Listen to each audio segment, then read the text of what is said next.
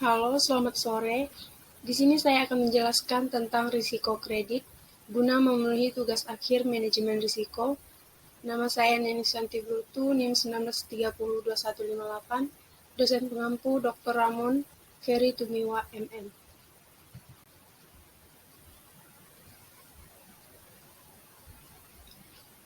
Satu, definisi risiko kredit.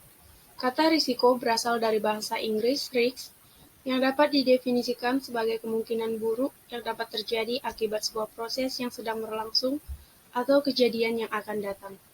Risiko kredit didefinisikan sebagai risiko kerugian yang terkait dengan kemungkinan kegagalan debitur memenuhi kewajibannya atau risiko bahwa debitur tidak mampu membayar kembali utangnya.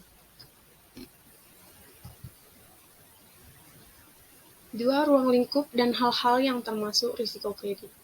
Ruang lingkup risiko kredit tidak dapat dipisahkan secara jelas dan tegas dengan risiko kredit lainnya, atau risiko operasional, risiko pasar, dan risiko likuiditas. Dan keempat jenis risiko ini saling terkait. Risiko kredit dapat timbul dikarenakan telah terjadinya risiko pasar terlebih dahulu. Sebagai contoh, nilai kredit nasabah menjadi sangat besar dikarenakan kredit diberikan dalam dominasi falas dan nilai tukar rupiah melemah.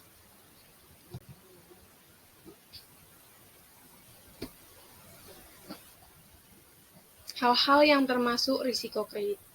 Pertama, lending risk, yaitu risiko akibat nasabah atau debitur tidak mampu melunasi fasilitas yang telah diberikan oleh bank, baik berupa fasilitas kredit langsung maupun tidak langsung. Kedua, counterparty risk, risiko di mana counterpart tidak bisa melunasi kewajibannya ke bank baik sebelum tanggal kesepakatan maupun pada saat tanggal kesepakatan tersebut. Terakhir, issue risk, risiko di mana penerbit suatu surat berharga tidak bisa melunasi kepada bank sejumlah nilai surat berharga yang dimiliki bank. 3. Metode pengelolaan risiko kredit.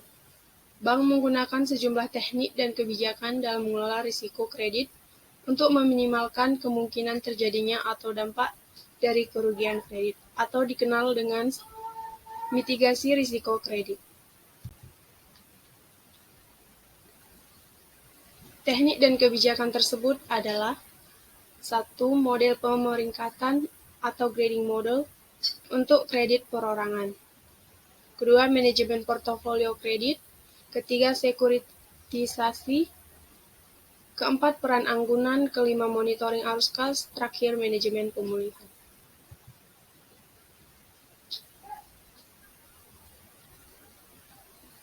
Lima tantangan untuk manajemen risiko kredit yang sukses.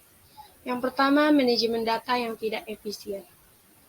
Ketidakmampuan untuk mengakses data yang tepat saat dibutuhkan mengakibatkan penundaan yang bermasalah. Kedua, tidak ada kerangka kerja pengelolaan risiko yang mencakup segala aspek kelompok.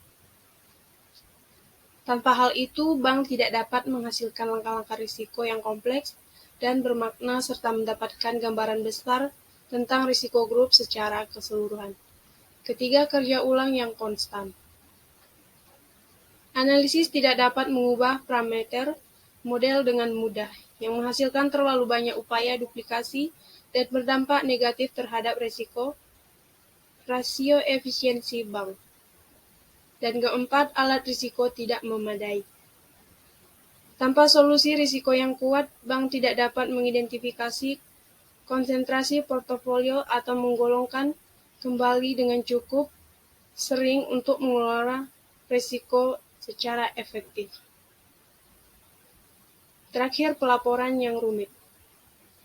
Berbagai proses pelaporan berbasis manual dan spreadsheet selalu membebani analisis dan TI. Sekian yang dapat saya jelaskan, saya ucapkan terima kasih.